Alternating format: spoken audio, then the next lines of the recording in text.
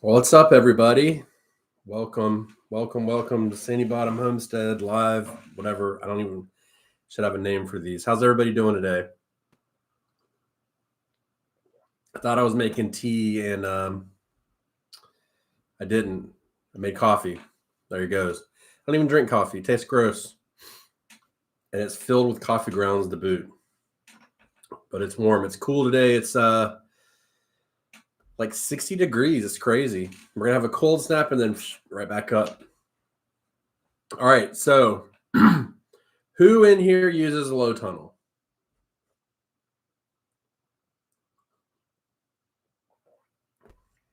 Let's start there. I guess I could put a poll up, huh? Let me put a poll up. Do you use a low tunnel?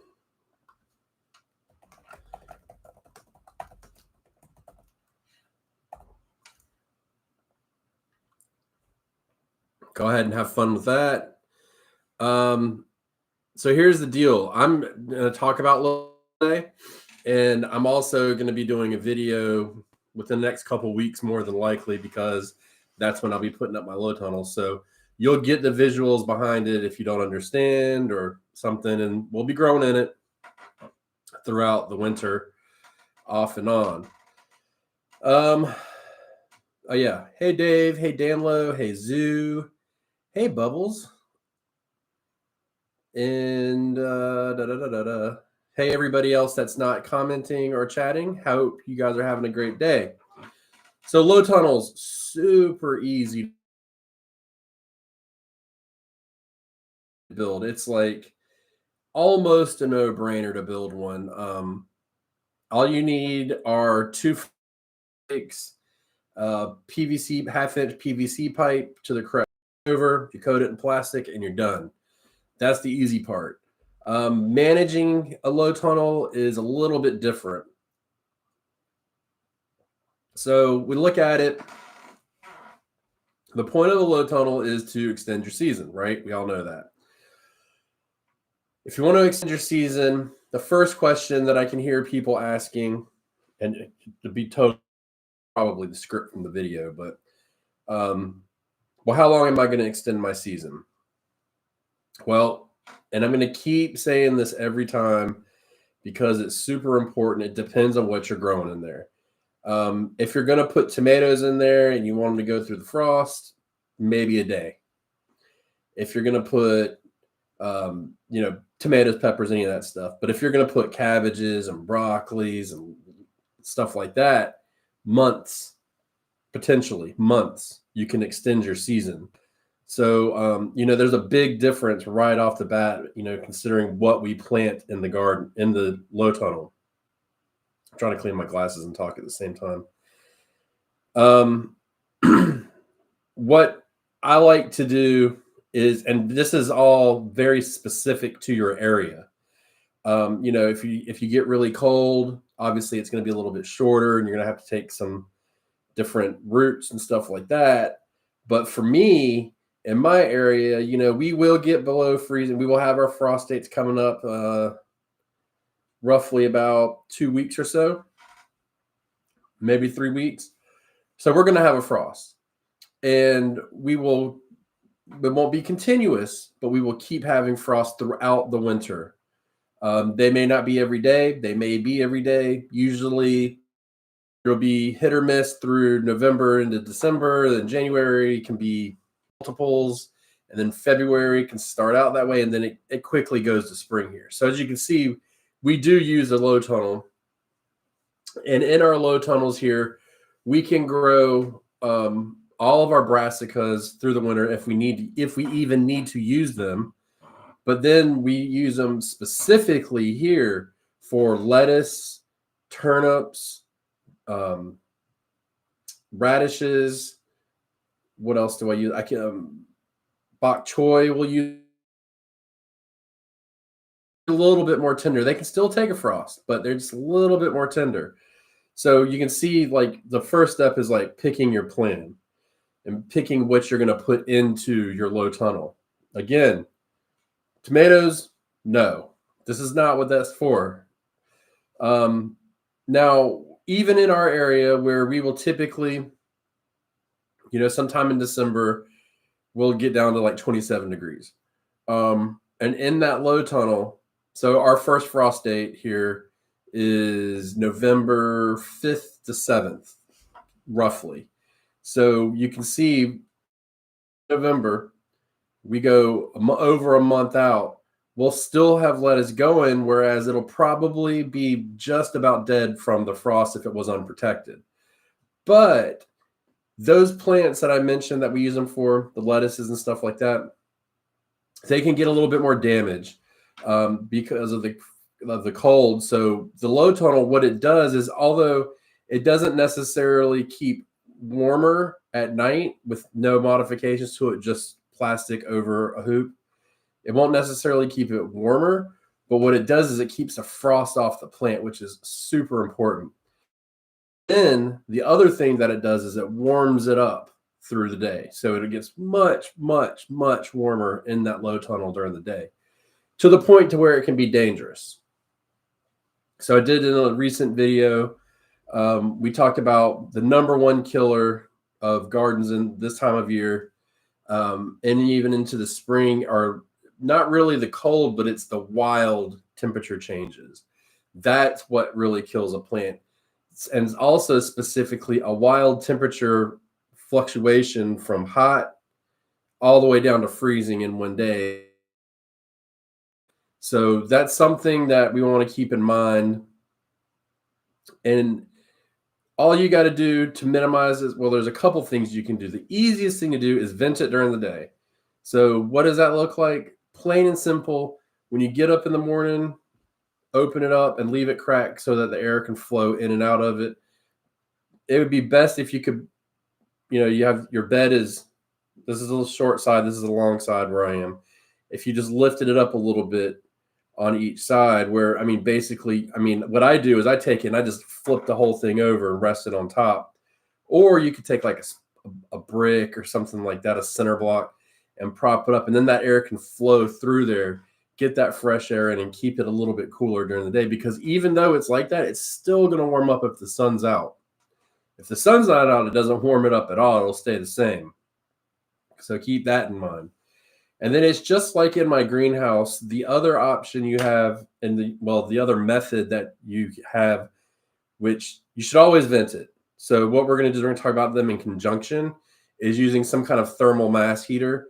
So, in a low tunnel, a 5-gallon bucket, something like that. What that does is the water will absorb the temperature, the heat in the daytime, and then at night it'll slowly keep it out, release it. In which we found, we did it last year and we tested it, and I think it was like 2 to 3 degrees warmer, which doesn't sound like a lot, but if you're talking about 27 degrees, now we're up at 30. And in plant world, that's a big deal. So it makes a big difference. And then between that and the venting and all that stuff, you can do it. The other option you have, if you have power close to your low tunnel, and when I say power, all I'm talking about is a plug. You can run an extension cord, whatever you've done. I did this when I lived in New England, and we were able to grow. And if you live in New England or familiar with it, it gets cold.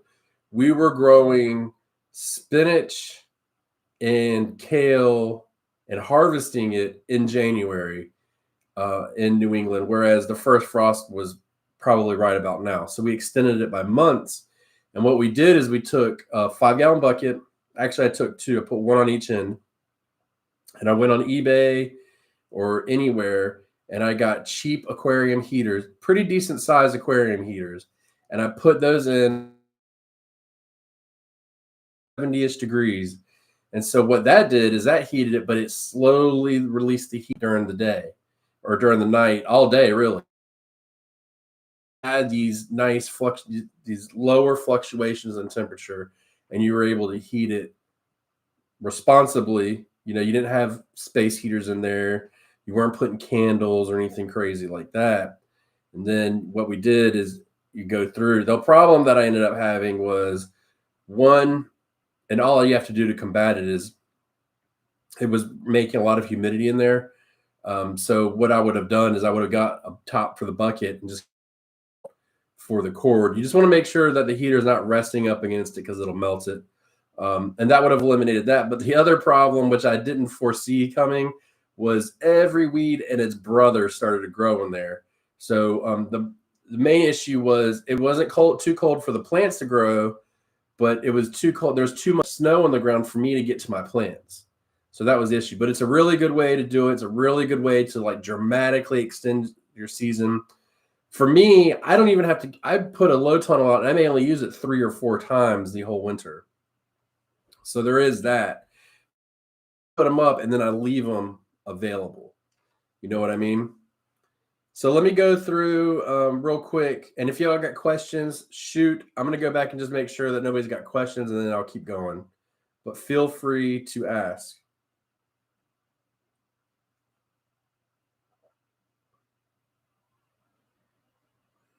Dave, you're supposed to get colder than us. We're going to be, it's going to be 37 for you. It'll be 42, 43 here, both nights. Hey, 54. What's up, Frosty?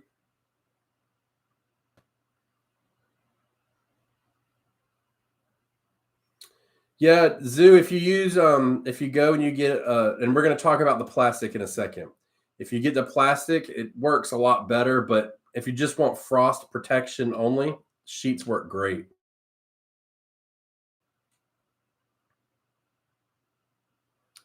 Yeah, you got to have sun for that thermal mass, Frosty.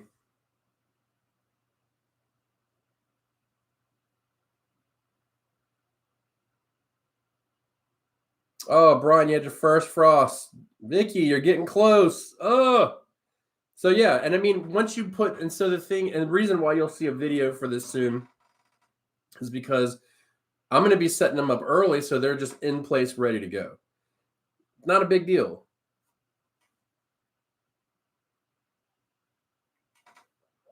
So if you're going to get plastic, not all plastic is created equal.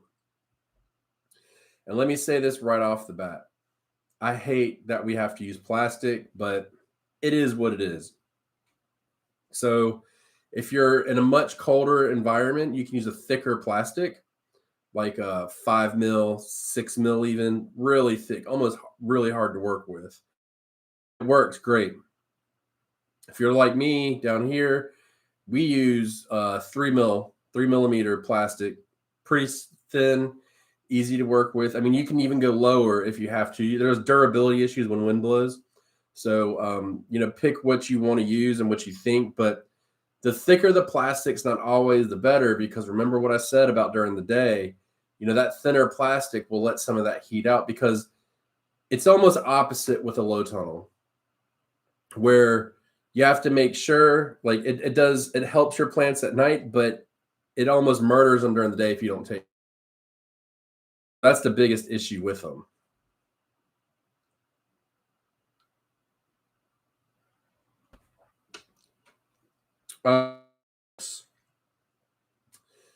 Low tunnels are not necessarily for this time of year. Remember, we're just talking about this time of year.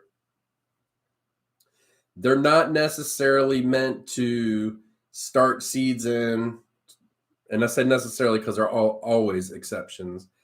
And they're not meant to keep infant plants alive, meaning your frost is coming tonight, so you go out there and you plant cabbage thinking you're going to have a fall garden. You kind of already missed the boat, unfortunately. So let's look at our pop up in my head. Let's end it. So like a little bit less than half of the people that voted are using a low tunnel. You can use frost blankets on top. You can use row covers, like frost row covers on them. Zeus said she was using sheets, so you can use sheets. What else can we use? Really anything. And the benefit about the structure of a low tunnel is, again, in the spring, you could put mosquito net or like bug netting on it or something like that. I had meant to use it for shade cloth this year, but to be honest, I really didn't need my shade cloth for that long. not long enough to justify me going out there and sweating enough to build it. So I didn't build one. I didn't do it. I'd have to wait till next year, I guess. So we'll do it eventually if we ever need to, but I'm not going to force it to happen. There's no reason to.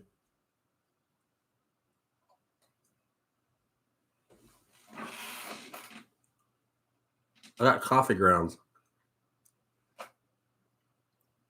Ugh, that's gross. My bad, y'all.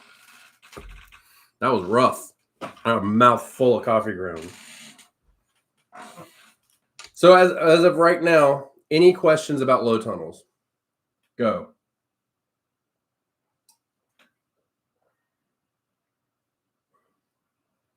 Yeah, Frosty, you need to use damn, I got coffee grounds in my mouth bad.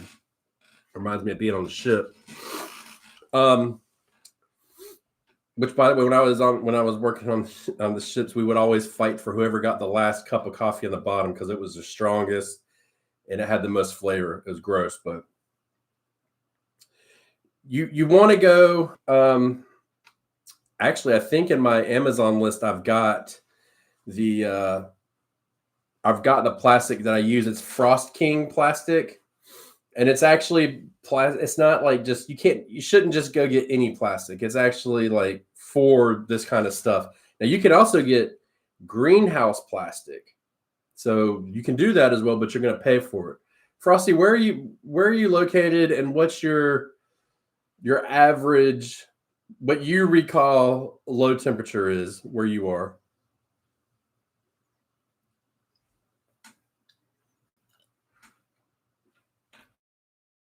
Yeah, it is coffee fiber. So, Brian, everything I do in my area, all is multi-use. DMG, what is it? What do you mean, what is it? We're talking about low tunnels, if that's what you're asking. I don't know what you mean, what is it? Oh, okay. So, Zoo just said something about clothespins, and this was something I really struggled with for the low tunnels. Was they make PVC clips that will actually clip onto the PVC pipe, and so I use those to clip. And what I do, so where I am, the end of the world here. I mean, our salt truck, we had snow 6 years ago, and the salt was rotten from the salt truck, so they couldn't salt the road, so we were screwed. That being said, I don't need to have any kind of brace. So all these low tunnels are on mountain are just 3 hoops, one at the end, one in the middle, and then we put the plastic over. If you live somewhere cold that gets snow, you want to put a brace up top, which is just another piece of PVC pipe. And then what I do is I have another piece of PVC pipe that's the length of my bed, that's at the bottom, and I roll up the plastic and I clips to it, and it acts as a weight to keep it down on one side so I can flip it up. And then what I do is I flip over that pipe and I set it on top of the braces, and then that's how I keep it up. And then I take the ends and I bunch it up and I put weights on it at the ends, and then on the back side I'll put weights in the garden bed, and that keeps it all nice and snug. So you want as few air gaps as possible.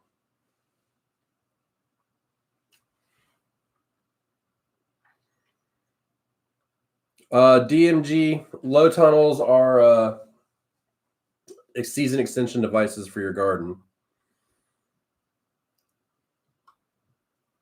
So yeah, get the clips if you want. They're not overly expensive, but they're not exceptionally cheap either. Last I checked, I'll make sure I got all that stuff so you can find it. And so what we do then is we have all that set up, and then you clip it. But I didn't end up clipping the plastic to the actual frame unless it was going to be excessively windy. That's when I started clipping stuff to it, if that makes sense to everybody.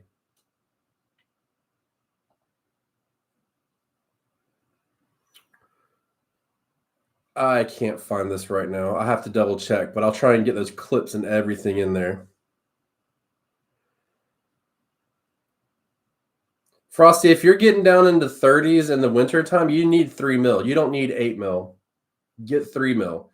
The thinner the plastic, the more light that comes in. And that's a pretty good mid-range. You could get 5 mil, that would work, but I wouldn't go 8 mil. You know, it would be tough to use. I mean, you could always look up greenhouse plastic too and get a roll of that, but I mean, it's like 100 and some odd bucks for it. And you typically, we don't need, like, the people that are listening here, like us, we don't have enough to need 100-foot roll of this stuff. Like, then you got to store it. You know what I mean? It's not worth it. So I don't have to use it all the time. So I don't really actually, the way I manage it is by my planting. So I don't plant a lot of things that I need to put into a low tunnel. And then when I do plant them, I try to group them together. So I try not to have a little bit here and a little bit over in this bed and this bed. Then I got to get low tunnels for pieces and parts. I try and put it all together so I can try and do it like you saw in my garden. I've got 2 beds, really 1 bed that I'm going to be using it for. I have another one that is made that could go over, but that's for the wild garden that's moving. So I can use that anywhere I need to. And I may, depending on how my broccoli is doing, I may cover my broccoli when it starts to head, because that's when it gets real fragile and it can damage. So that's when I'll put the plastic on that if I have to. And that's only if it's close. If it's not even close, I might not even worry about it. I might just let it go and compost it. It's just not worth it. You know, how much work are you going to put into 4 heads of broccoli? You know, by the time I'll spend more energy doing that than I will walk in the 7-8 miles one way to go get the broccoli from the store, picking up change on the side of the road, turn around and walk back and cook it.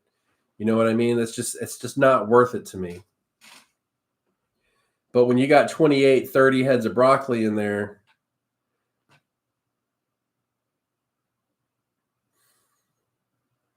yeah. So, you know, Zoo knows in her area, she gets bursts of wind. Absolutely. You definitely want to. And those PVC clips will do it.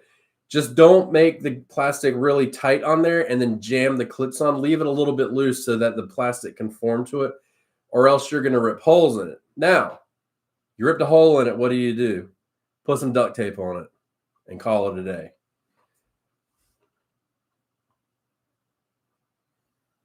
Well, it's good to see you, Bubbles. Thanks for coming by. So then next is, like, the one important thing to remember, you know, I pull them off and everything. I roll it up and I unroll it. It'll be just mildew central.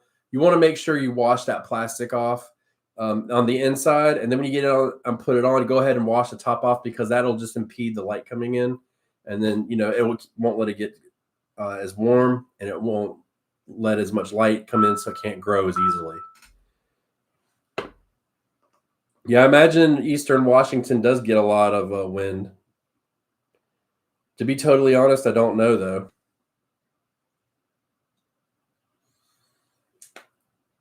That's exactly right, Brian. The more you do it, I mean, you know, you just keep doing, keep trying, and be realistic about what you're putting into a low tunnel. They're not super complicated. And you'll start, like, I'm starting to see people saying what they roll fence and made half hoops. Exactly. So there's all kinds of things you can do. The biggest thing is keeping it sealed. And so bricks, weights, sticks don't really work very well. Water pools up around the edges of them, so be careful. I can't tell you how many times I've had wet socks. It's annoying as hell, but it does happen. And the benefit of it is when I pull it back and I lay it down, because I have to do it for some. A lot of times it kills the weeds in my walkways, so that helps.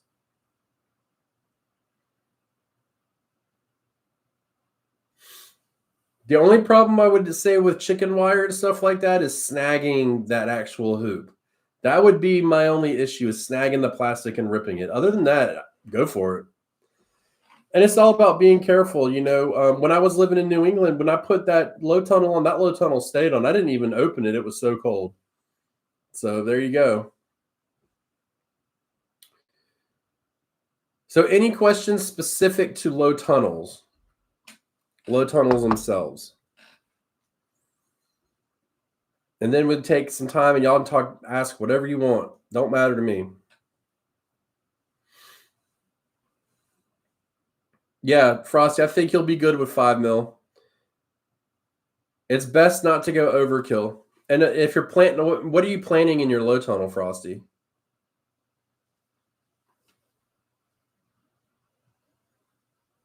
So one thing to remember too, the way that I do it and the way that I tell people to do it here and on the Backyard Gardens podcast is plant correctly, because this first frost ain't no sweat. They don't care. You know what I mean? Like, you still got time if you're getting a frost tonight, like most people are. So, or you're getting really close. Like, it's not that big of a deal. Yeah, but when you build one, Frosty, what are you going to put in it? Or do you have something planted now that you want to put in a low tunnel tomorrow or something like that?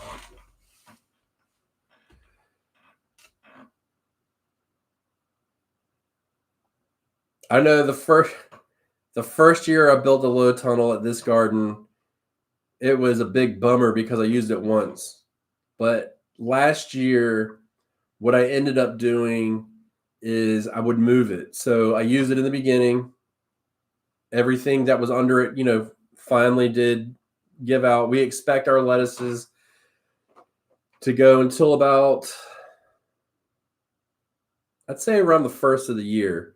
And then we start looking to clear beds out to get ready for the next planting. We usually want to give our beds about a month's rest in the wintertime minimum. Some of them don't get rested, but then we ended up getting a crazy cold.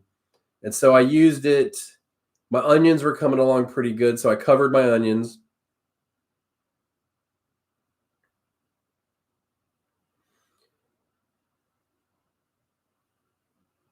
Oh, Frosty, you got me confused.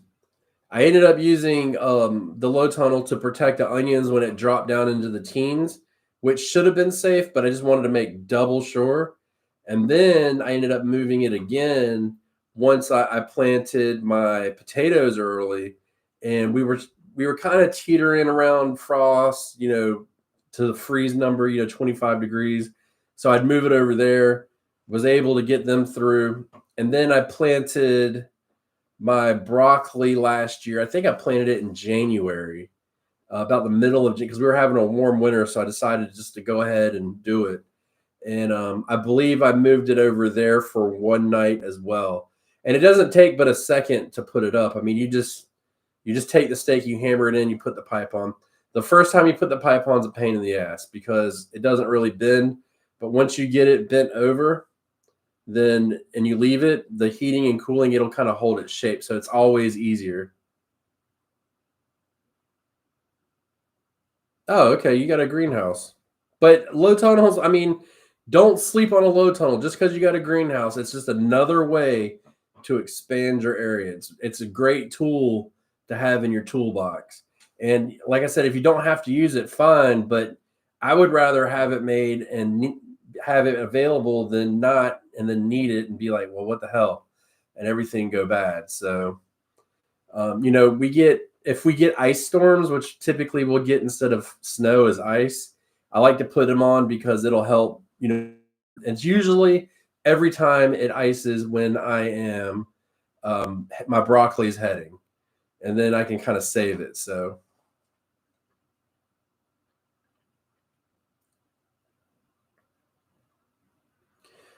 Anita, yeah, the the cattle panels are good, and to be totally honest, if my greenhouse blew away today, I'd probably build another greenhouse out of cattle panels. But big but here is, just like with my greenhouse now, it's so big inside that there's a lot of area to cool and cold to sink. Whereas the low tunnel, hence the name, there's not as much space. So it doesn't take as long to heat up. It's easier to kind of keep heat in it in the evenings and stuff like that. So you can use it any way you want. Dude, it's totally cool, Frosty. I don't care. You want to talk about greenhouses? Go for it. I mean, we're done with the low tunnel stuff. There's really nothing else to it. They're super simple. Trying to think what else you could build one out of. The PVC pipes are the easiest. The cattle panels would be good. I mean, you could build a wood frame if you really wanted to. I think that would be a little bit overkill. Oh, a half a cattle panel. Yeah, I didn't see that. Yeah, that would be fine. Yeah, half a cattle panel would give you a little bit more room, nice and wide. Pool noodles would work pretty good. I'm a big fan of pool noodles. I use them all the time. So Dan Lowe, my PVC pipes, 8-foot pipes, and then for the spans going across, they're 8 foot because we end them up. That gives it about 3 feet up, 2 feet over, and then 3 feet down, roughly. So I don't cut any of the pipes.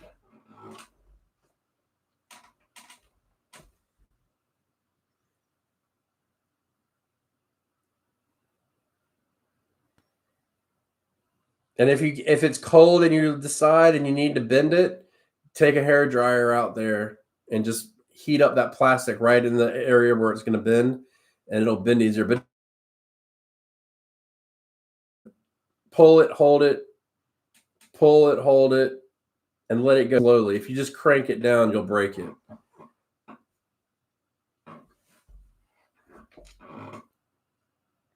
And different ways to heat it too. A lot of people put the old school Christmas lights in there if you can get them. They will help keep it warm. Buckets of water will help. You could put a space heater in it. It'll dry it out quick. If you ever use a space heater for anything, just put it on, get one with a thermostat. That's the important part. So it's not constantly running. You don't want to run it so it's 80 degrees in there. The idea of a low tunnel is just keep it a little bit above freezing or, above the outside temperature. That's the idea of it. A lot of times people get confused and think everything that we do this time of year is to keep the greenhouse above 50 degrees at night. And that's just absolutely not the case. So, Dave, you can use candles. Obviously, open fire is an issue. I saw a thing many, many, many years ago. You get terracotta pots. I'm sure you guys have seen this. And if not, here you go. You take a terracotta pot, get the pan for the bottom of whatever it's called, the watering tray, the terracotta one. Put a tea light on it. I'm a big fan of tea light candles. They're great because they won't burn all night. They will burn down, but they surprisingly put off a lot of heat. And then you would prop up on the pot, on the tray, and you would put a pot on top of it. And then that will keep the heat in there and radiate it out more evenly. So you could do that. But I try not to do a lot of candles just because I'm not trying to burn down the neighborhood. You know what I'm saying? I'm not trying to burn down the yard or anything. I've done a candle in my greenhouse before, like in the middle of it. It did okay. It wasn't great. One thing, if you do like somebody I read one time they said put a hurricane lamp in there, if you know what those are. Those are really good, but they let off a lot of soot. So what you end up having is the whole inside of it will be coated in black, and then you're out there washing it out in the wintertime. And I try not to mess with water in the wintertime. It's very uncomfortable. Yeah, that's what we use. We use the 6-hour tea lights. Yep, Jason, you can use those. Those are the incandescent Christmas lights I was talking about. The only thing is they're hard to find. You cannot use the LED ones. They don't I mean, you can, but it's not really worth it. And a good source for old school lights, believe it or not, is the Dollar Tree. You can get like 4-foot strings and put those up. So you can do that. That works out well. You could put a light bulb out there, like an incandescent light bulb. That'll let off heat. I mean, it'll be bright as hell, but it is what it is. And it also, if you use a CFL bulb, the curly ones, which are now kind of going away from, those will actually work as a grow light as well. So it'll be a little bit of a benefit to that. Some people with like, and the reason why I told Frosty, like, go ahead and talk about the greenhouse, because my greenhouse is basically the same thermal dynamics as a low tunnel. It doesn't do anything crazy at night. Some people will put like wood stoves in them and stuff like that, but for a low tunnel that you build, I would not put any kind of fire in there.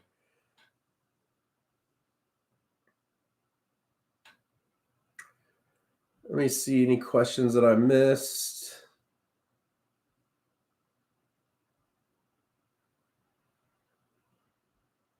Oh, you've got your low tunnel set up and you got a crazy cold coming. It's going to tank, 15, 10 degrees, something like that. Throw a quilt, throw a blanket on top of it at night, and then that'll help trap that heat in there a little bit. It's not perfect, but it is enough. And then the other issue is when the leaves will touch the edges of them, they'll get burnt. So you may, if you're, like my lettuce will start to get big if I don't trim it or something. And when it touches the side of it and it gets cold, it'll burn back. So just be aware of that. But that's basically low tunnels. Super easy, super effective, as long as you plan them right.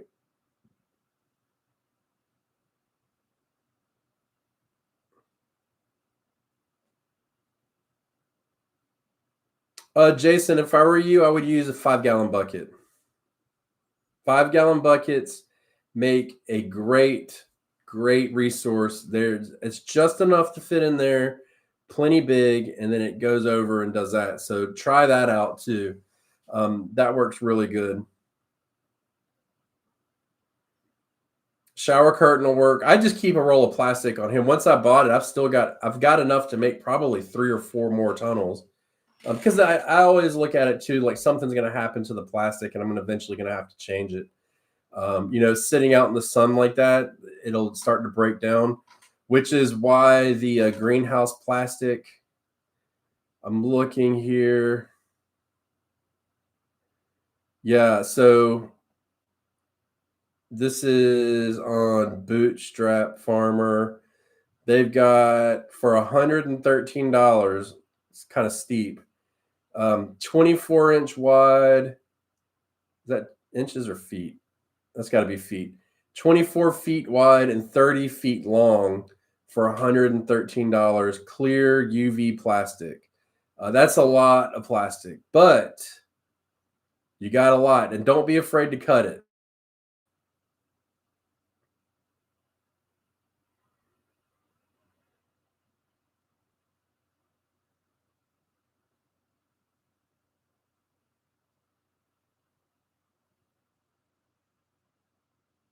Hey, Jeff, welcome. Yeah, you're getting that frost tonight? I'm on like frost watch. I think I've got some time, but it looks to me, let me look at my forecast here. 10 days out.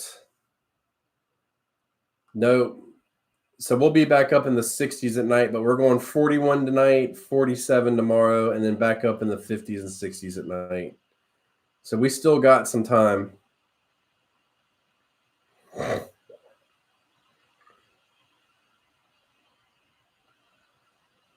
Dave, that's not a bad idea. Yeah, I feel for the people without power right now.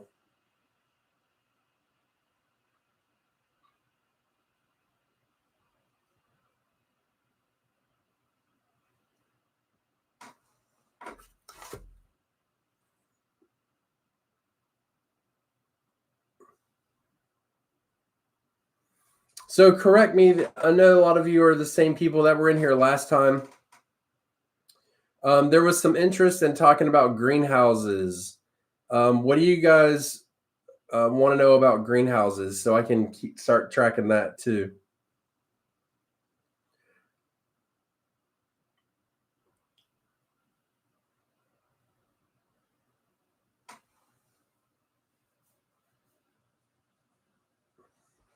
Trying to think if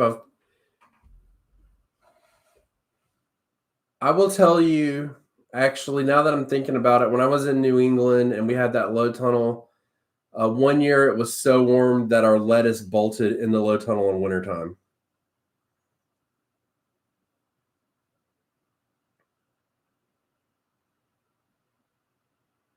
Yeah, Dave.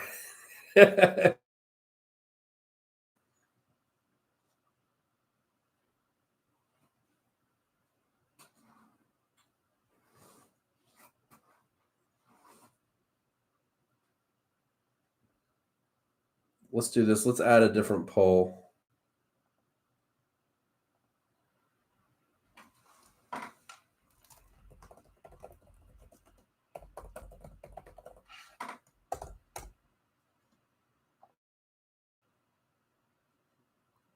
There you go. There's a poll about greenhouses, and then I got another one to follow up.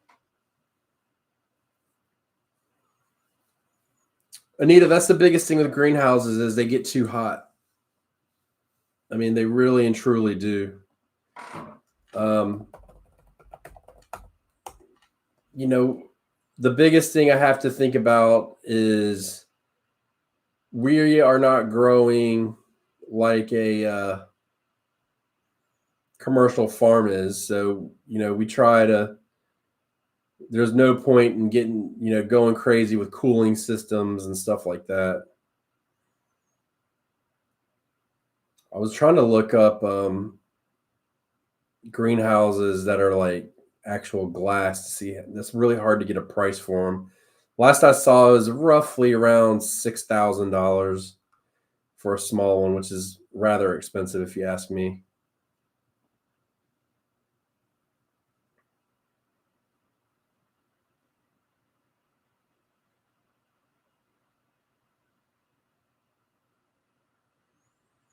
Dave, I do actually. I'm glad you said that. I need to replace it.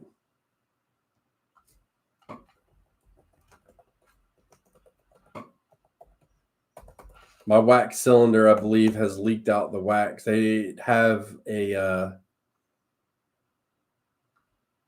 lifespan on them.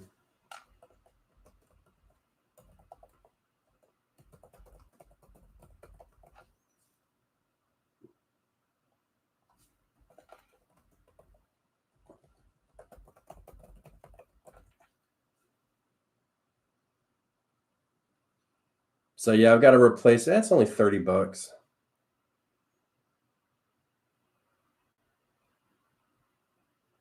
Where are you guys at? There you go.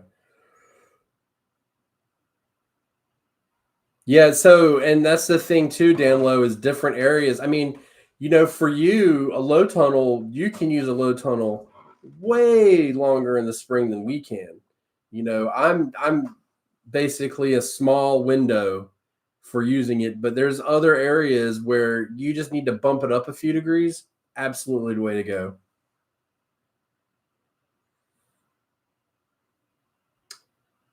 I have a friend, Dave, that has bought stuff off of Temu for other things other than greenhouses, and every single thing they got is total trash. So I just buy from the reputable dealers. All right, what's a fragging pin? What is that, Dave?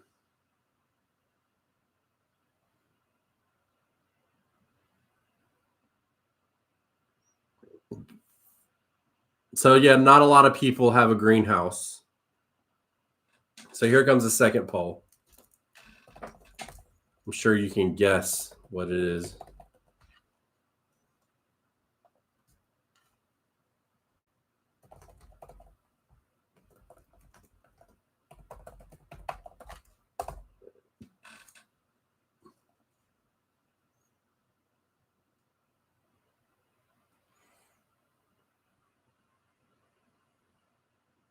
Oh, yeah, I had no clue what that was. So yeah, 70% of people don't have a greenhouse, and less than half of you are using a low tunnel. I think if you wanted to get a greenhouse, I think that starting a low tunnel with a low tunnel is a great way to kind of dip your toes into the world of it on a micro scale, so that you can even decide if you want to kind of keep up with that. Um, because not all greenhouses are created the same. And really, depending on the size of your bed and the size of the low tunnel, not all low tunnels are created the same either. They all act a little different. What I would do is I would really learn how a low tunnel functions in your garden and what you can do in that low tunnel. And then you could do the same thing in a greenhouse. Because, I mean, right off the bat, you're going to save a ton of money trying it out with a low tunnel, and then say, hey, I was successful with X, Y, and Z, and X did worse. So you may be able to do better in a low tunnel, or in a greenhouse, and you may not. You really got to I really suggest people test it out before you make the investment, and this greenhouse just gets dilapidated and falls apart.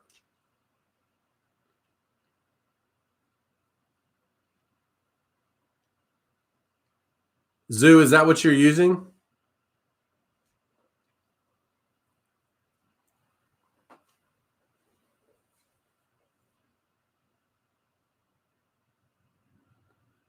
I actually do not get a lot of light in my house, so I cannot grow flowers and stuff in my house.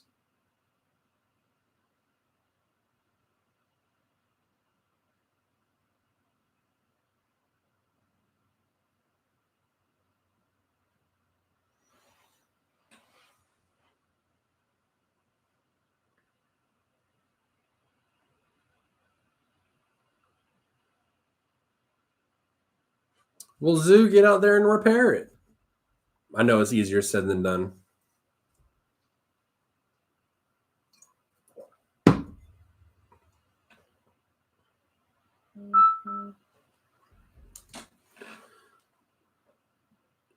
So, as I suspected, a high percentage, 85% of people do want, in fact, a greenhouse. So we will definitely work on that.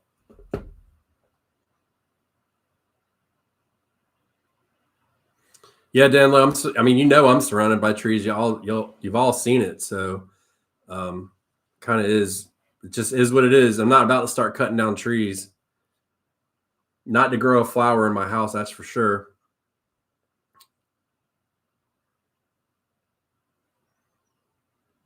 Yeah, and so low tunnels. I'm trying to think if I want to get into this right now. I don't want to get into this right now, but put a pin in it. They're really good for cold stratification. So just put a pin in that term. Feel free to research it. I'm going to be talking about it soon, but they're really good for cold stratification, which is very specialized as well. And a lot of people use the milk jugs in their gardens to start. I mean, what's the difference between a milk jug and a low tunnel?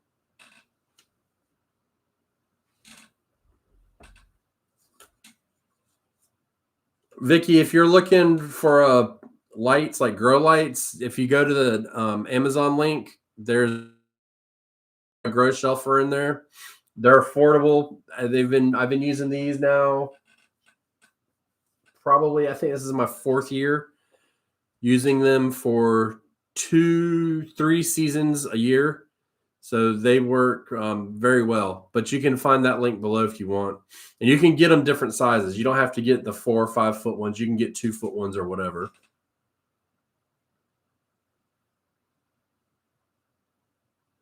So Jason, you don't want a greenhouse then? I don't think anything is really hail resistant. I'm glad I don't have to deal with that too much, because that is a nightmare.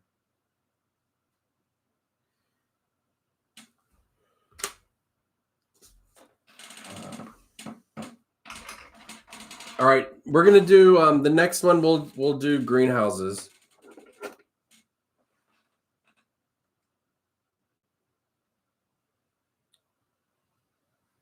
One dab staying.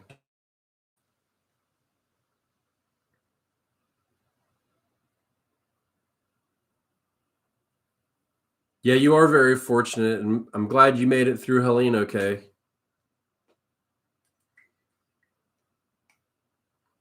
You know, in a sense, it's you know, I'm just gonna call you staying because I get confused about the beginning, unless you want something different. 400 seems like a lot. You know, when I put in my irrigation system, it cost me about $400, and it hurt. Man, it hurt bad. But looking back at it in the long run, it saved me money because I was buying sprinklers like I mean, they were going out of style. I was buying sprinklers constantly, and also I was able to produce more. So in the long run, it all worked out. But coming up with that money was tough.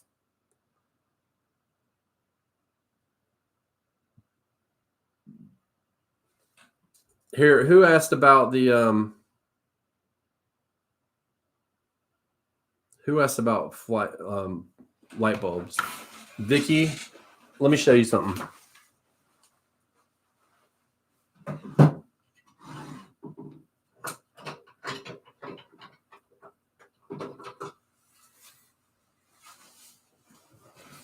If you don't want to buy a grow light, or you can't afford to buy a grow light, and you want to grow in your house, and you need something,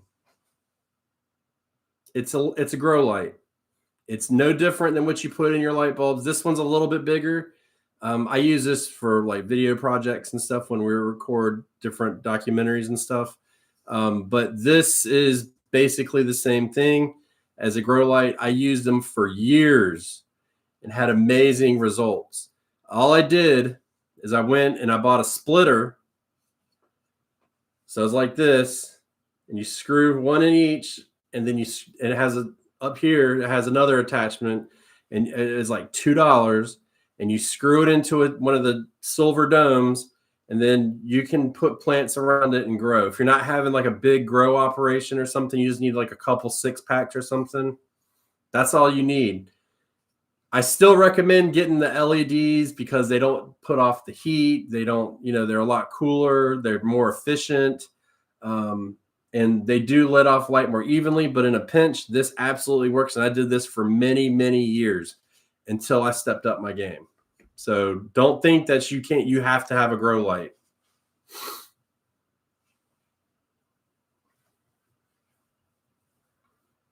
Shop lights work.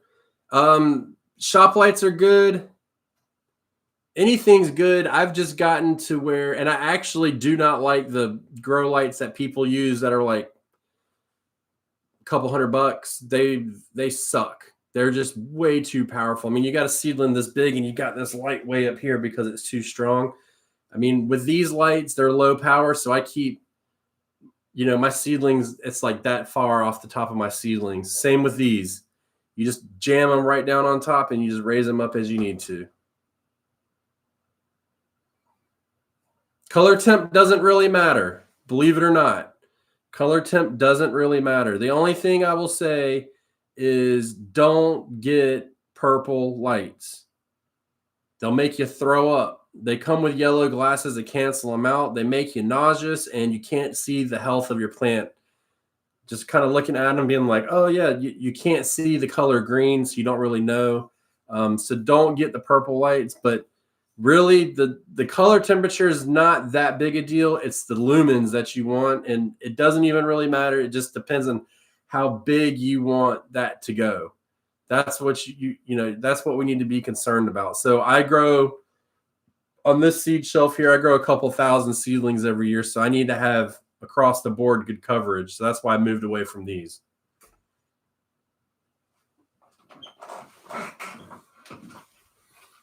Yeah, just look for daylight. I mean, but anything will work. Like if you've got something, it will work, but daylight is better.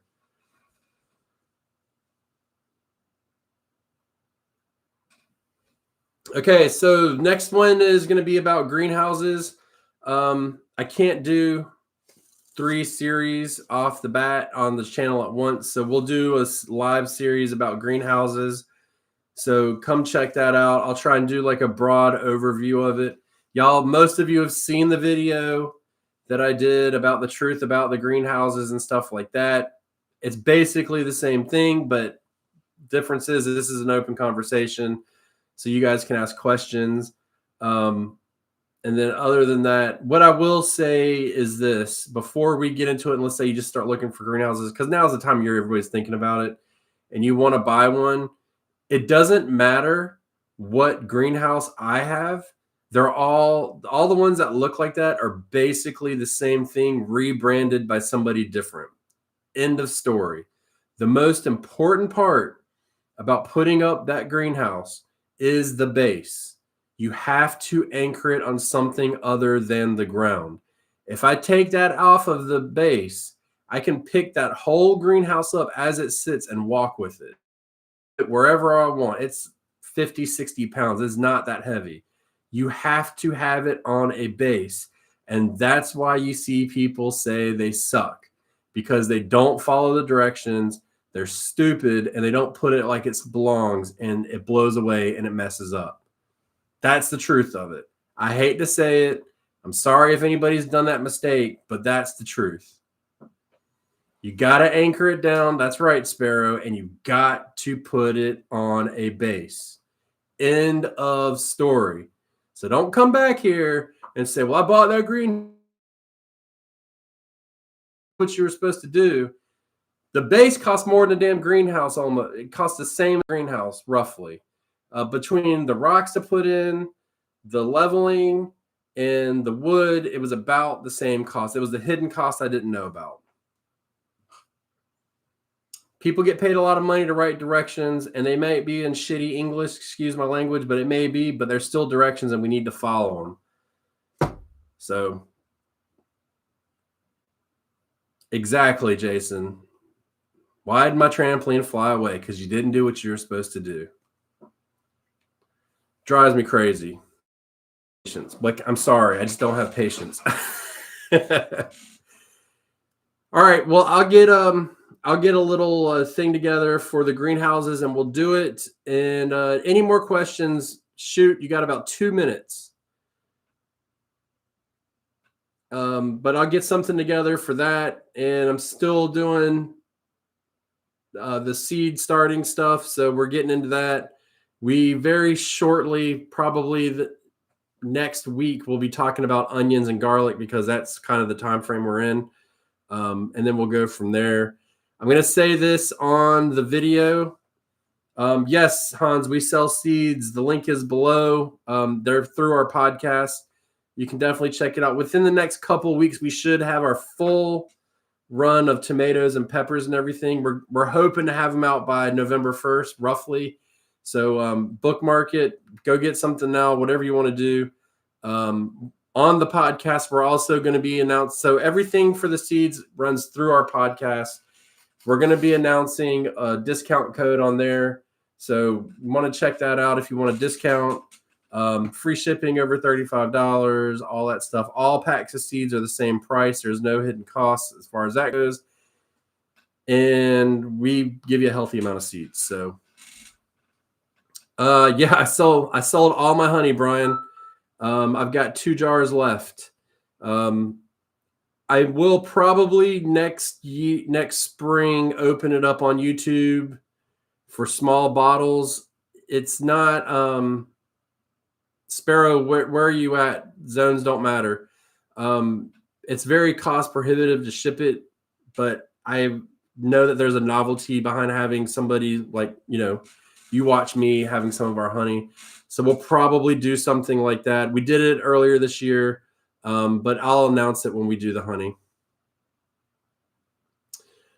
Yeah, it's too late to plant. You're probably coming up on your first frost day.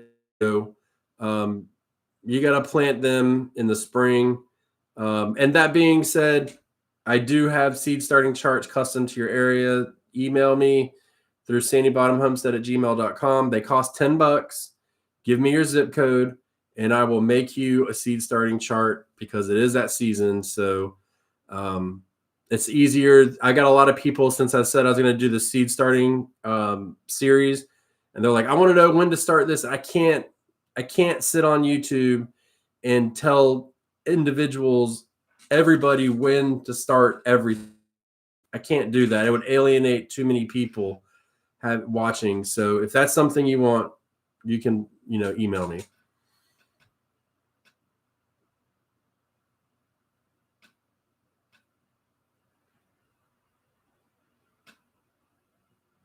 Yeah, get a base.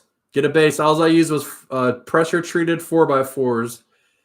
Dug a trench, got some leveling rock, leveled it out, put it down, screw, and then when I put my greenhouse on top, I shot screws into that, and then caulked all the way around it so that there was no leaks, and it's solid. It's on there. And then I got hurricane straps to put over it, which is nothing more than a wire on basically like a dog leash stake. But I got those and put it on there, and that made a big difference.